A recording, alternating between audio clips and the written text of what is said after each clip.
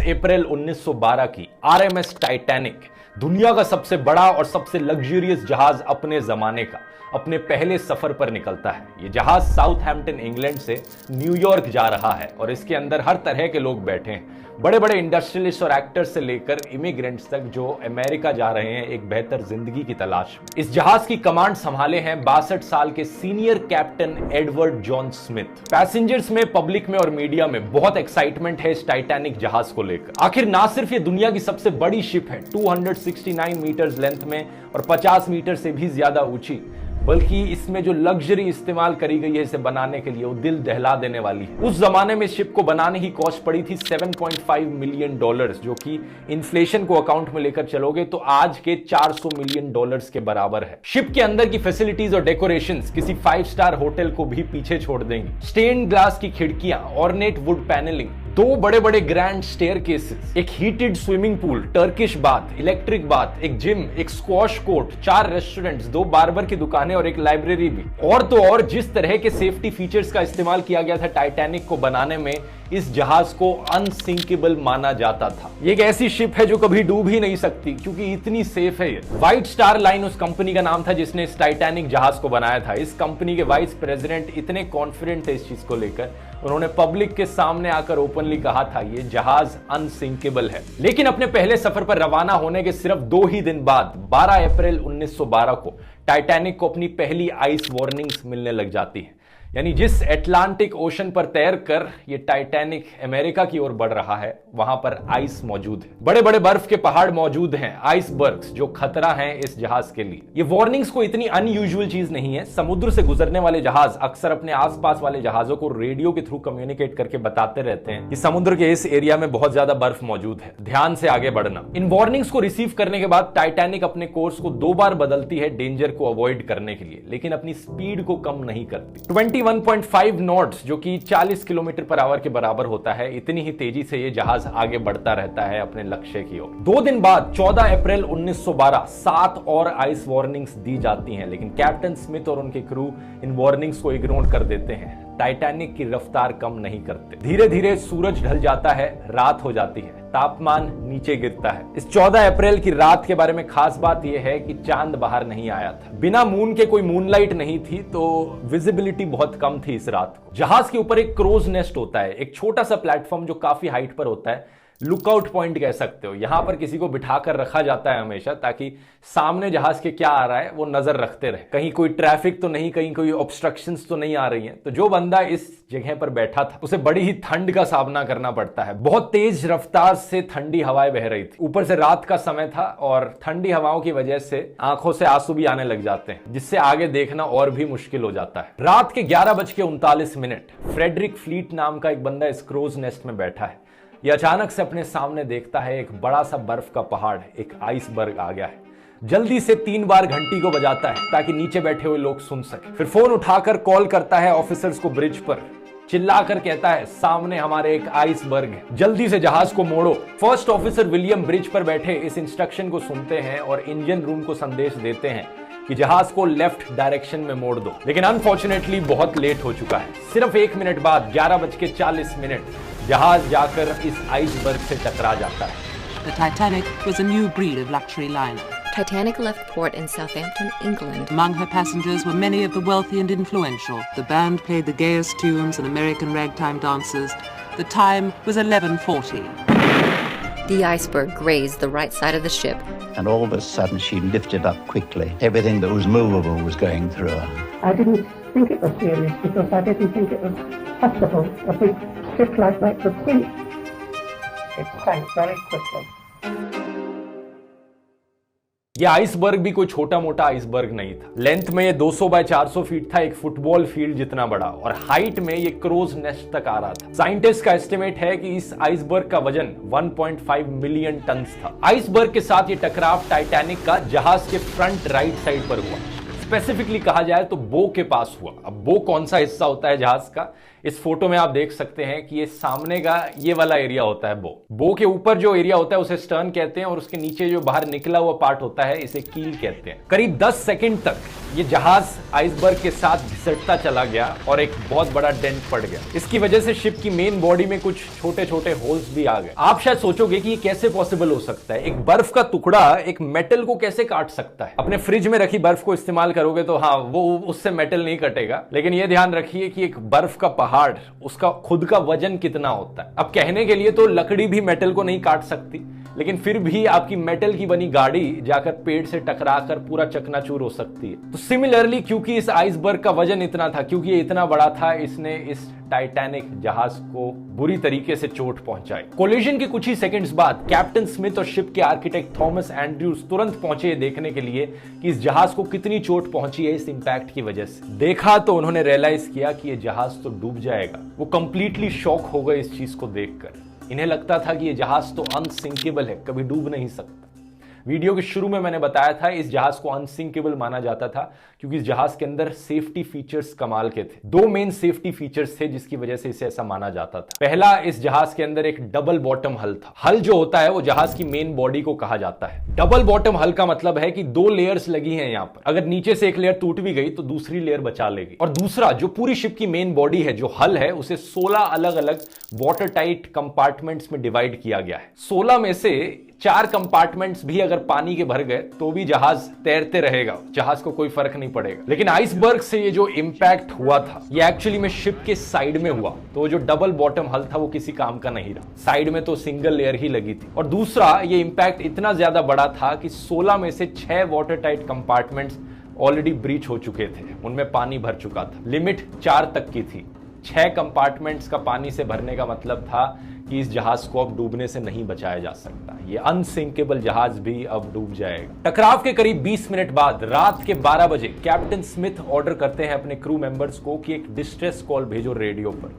जो आसपास मौजूद जहाज होंगे वो शायद से हमारे सिग्नल को पकड़ ले और हमें बचाने आ जाए। Senior radio operator Jack Phillips हमारी कहानी के हीरो निकलते हैं। लगातार एक के बाद एक वो डिस्ट्रेस सिग्नल्स भेजते रहते हैं, कोई रिस्पॉन्स नहीं आता, और भेजते हैं और भेजते हैं। कोई तो जहाज होगा आसपास जो सुन ले हमारे सिग्नल को। 20 मिनट बाद 12:20 AM RMS कार्पेथिया, एक जहाज जो टाइटैनिक के पास मौजूद था, वो इस सिग्नल को पकड़ लेता है। रेडियो पर टाइटैनिक के ऑपरेटर से बात करता है और कहता है कि चलो जहाज को मोड़ा जाए टाइटैनिक की ओर, हम उन्हें बचाने जाएंगे। प्रॉब्लम बस इतनी है कि ये जहाज पास था लेकिन फिर भी 107 किलोमीटर दूर था। अगर ये अपनी टॉप स्पीड पर भी चलकर टाइटैनिक की तरफ जाएगा, इसे टाइटैनिक तक पहुंचने में 3.5 घंटे का समय लग जाएगा। 3.5 घंटे में क्या टाइटैनिक का जहाज बचा रह सकता है? बाकी क्रू मेंबर्स फ्लेयर्स और रॉकेट्स जलाते हैं हवा में, इस उम्मीद में कि कोई आसपास मौजूद शिप होगी तो वो ध्यान दे देगी हमारी तरफ। लेकिन अनफॉर्चुनेटली कार्पेथिया जहाज के अलावा किसी और जहाज से कोई रिस्पॉन्स नहीं। इसी बीच कैप्टन ऑर्डर दे देते हैं कि पैसेंजर्स को अब इवैक्यूएट किया जाए शिप में मौजूद लाइफ बोट्स का इस्तेमाल करके। प्रोटोकॉल के अनुसार औरतों और बच्चों को पहली प्रायोरिटी मिलेगी लाइफ बोट्स में बोर्ड करने की। जहाज में बैठे पैसेंजर्स की अगर बात की जाए तो उन्हें ज्यादा डर नहीं लग रहा था।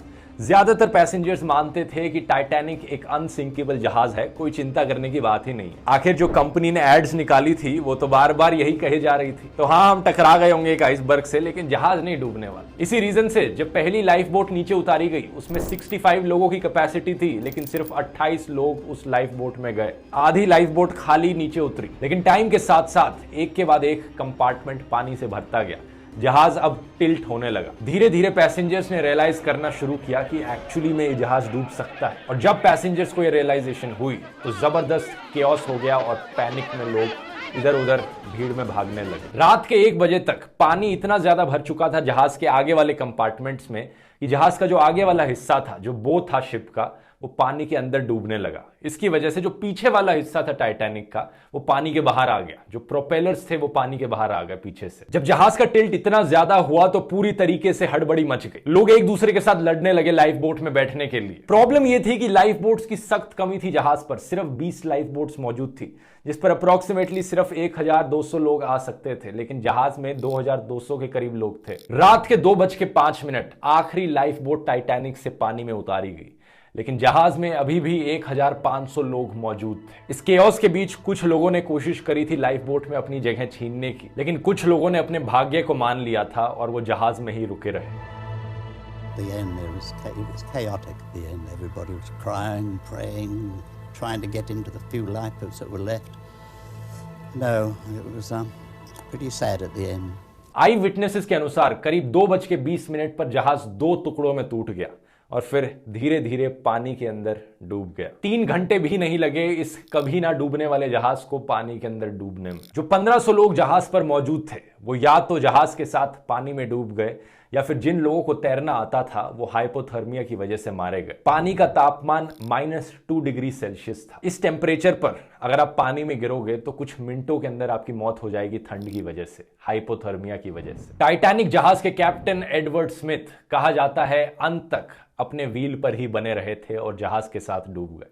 दूसरी तरफ कुछ लोगों का यह भी मानना है कि उन्होंने सुसाइड कर लिया था गोली चलाकर अपने ऊपर। आरएमएस कार्पेथिया जहाज जो टाइटैनिक के लोगों को बचाने निकला था वो इस लोकेशन पर पहुंचता है 3:30-4 बजे के बीच, करीब 1 घंटे लेट उन लोगों को बचाने के लिए जो जहाज पर मौजूद थे।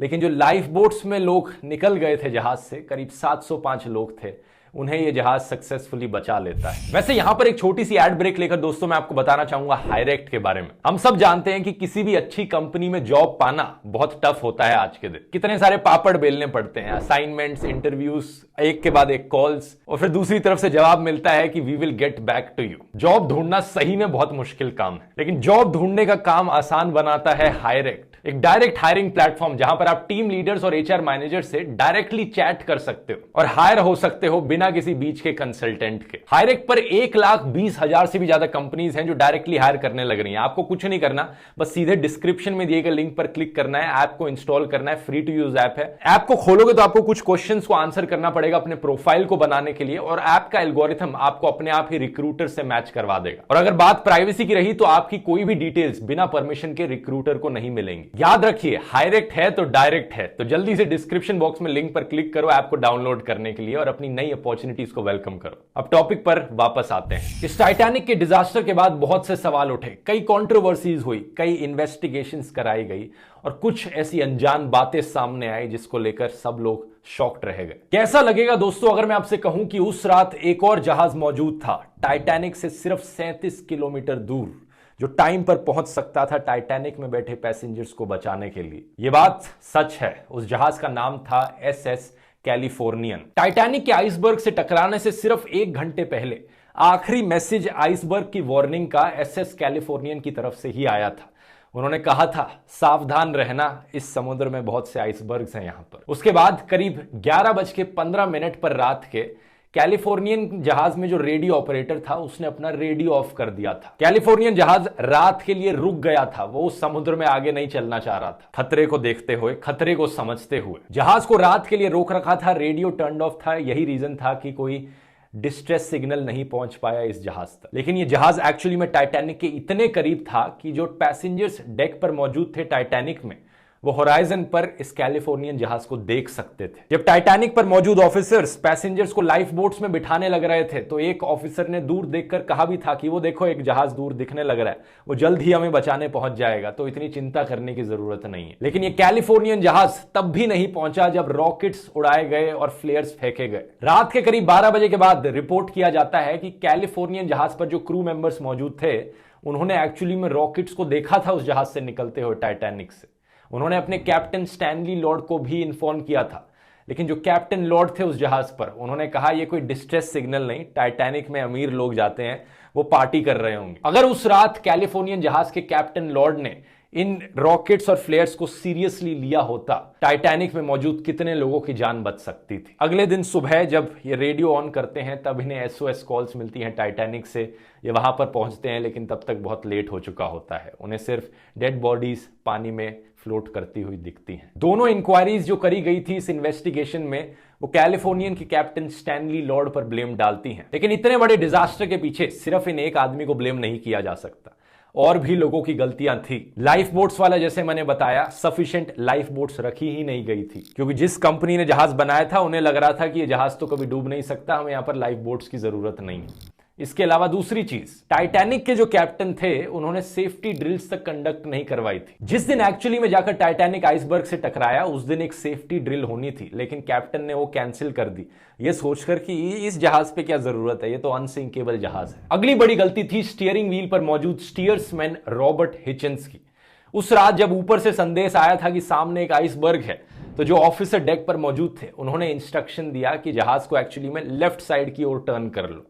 लेकिन पैनिक में आकर रॉबर्ट हिचिंस ने इस मैसेज को मिसअंडरस्टैंड कर लिया और उन्होंने जहाज को राइट की तरफ मोड़ दिया। यह उल्टी डायरेक्शन थी, यह आइसबर्ग के और करीब ले जा रही थी। जब तक इन्होंने अपनी गलती रियलाइज करी तब तक बहुत लेट हो चुका था। ब्रिटिश इंक्वायरी ने यह भी पता लगाया कि टाइटैनिक को इतनी सारी वार्निंग्स दी गई थी कि आइसबर्ग है इस जगह पे, आराम से चलो, ध्यान रखकर चलो, लेकिन फिर भी ये फुल स्पीड पर आगे बढ़े जा रहा था जहाज। ऐसा क्यों था? क्यों कैप्टन ने यहां पर स्पीड को धीरे नहीं किया? इसके पीछे कई थ्योरीज बताई जाती हैं। एक पॉपुलर थ्योरी सजेस्ट करती है कि जोसेफ ब्रूस, जो कि चेयरमैन और मैनेजिंग डायरेक्टर थे व्हाइट स्टार लाइन के, जो जिस कंपनी ने टाइटैनिक को बनाया था, उन्होंने कैप्टन स्मिथ को इन्फ्लुएंस किया कि शिप की रफ्तार कम नहीं होनी चाहिए, प्रेशर बनाए रखा। कंपनी की तरफ से यहां पर जबरदस्त प्रेशर था कि इस जहाज को अपनी पहली जर्नी को सिर्फ 6 दिन में ही कंप्लीट करना है, ताकि एक रिकॉर्ड टूट सके। हम ये दिखा सकें कि जहाज टाइटैनिक ना सिर्फ सबसे महंगा, सबसे बड़ा, बल्कि सबसे तेज जहाज भी है। एक ऐसा स्पेसिफिक इंसिडेंट हुआ था 14 अप्रैल को दोपहर को 2 बजे, जब कैप्टन स्मिथ ने आइस वार्निंग को देखा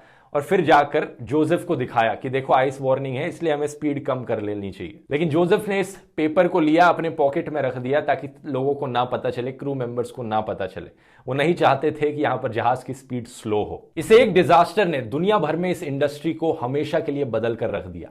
कई सारी नई रेगुलेशंस और स्टैंडर्ड्स सेट किए गए जिससे कि ऐसे डिजास्टर्स फ्यूचर में ना हो। 1914 में एक इंटरनेशनल आइस पेट्रोल को बनाया गया, जिससे कि आने वाली शिप्स को हमेशा वार्न किया जा सके जो आइसबर्ग्स उनके पाथ में आ रहे हैं। International Convention of Safety of Life at Sea यानी SOLAS एक ट्रीटी साइन करी गई जिसने नए स्टैंडर्ड सेट किए शिप्स को लेकर, जैसे कि एक लाइफ बोट रेगुलेशन बनाई गई कि जितने भी जहाज हैं उन पर sufficient amount of life boats होनी चाहिए हर पैसेंजर के लिए। टाइटैनिक की जो रैकेज थी, जब टाइटैनिक जहाज डूबा, इस जहाज को पानी के अंदर ढूंढने में 70 साल से ज्यादा का समय लग गया। ये सिर्फ सितंबर 1985 में ही था कि एक American ocean explorer Robert ballot और एक फ्रेंच ओशियानोग्राफर, इन्होंने जाकर टाइटैनिक को समुद्र के नीचे ढूंढा। समुद्र के नीचे 3800 मीटर यानी 3.8 किलोमीटर नीचे इसकी रैकेज पाई गई। 2 अलग अलग टुकड़े मिले इस शिप के।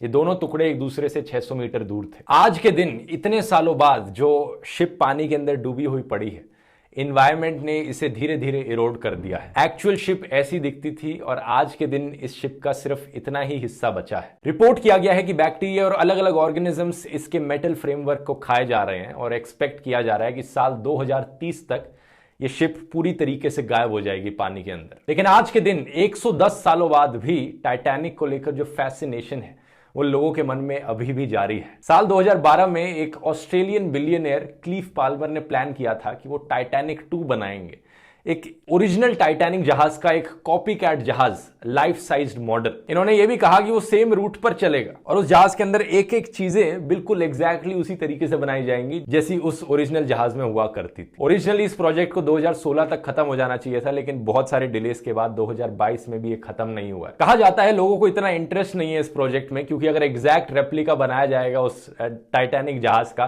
तो उसमें कोई टेलीविजन, कोई वाईफाई नहीं होगा और कोई एक्चुअली में उसे यूज नहीं करना चाहेगा। तो हो सकता है ये अनसिंकेबल टाइटैनिक 2 जहाज अपने बनने से पहले ही डूब गया। वीडियो पसंद आया तो बर्मुडा ट्रायंगल वाला वीडियो जरूर जाकर देखना, और एक और वीडियो जो मैं रेकमेंड करूंगा आपको वो है MH370 वाला वीडियो। हायरेक्ट को डाउनलोड करने का लिंक नीचे डिस्क्रिप्शन मिल जाएगा और मिलते हैं अगले वीडियो में।